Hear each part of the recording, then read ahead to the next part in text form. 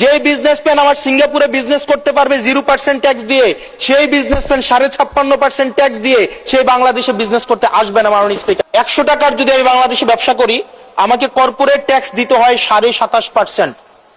অর্থাৎ আমি সেখানে 100 টাকার মধ্যে আমার পকেটে থাকে আর 72.50 টাকা, 72.5 টাকা।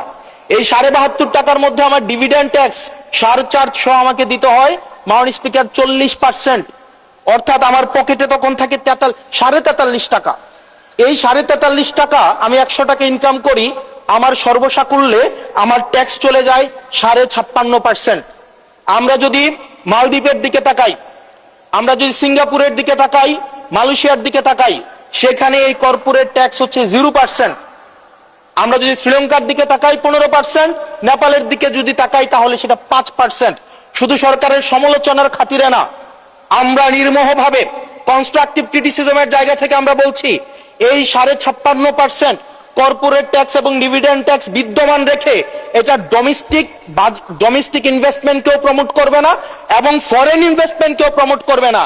যে বিজনেসম্যান আমার সিঙ্গাপুরে বিজনেস করতে পারবে 0% ট্যাক্স দিয়ে, সেই বিজনেসম্যান 56.5% ট্যাক্স দিয়ে সেই বাংলাদেশে বিজনেস করতে আসবে না। মাননীয় স্পিকার।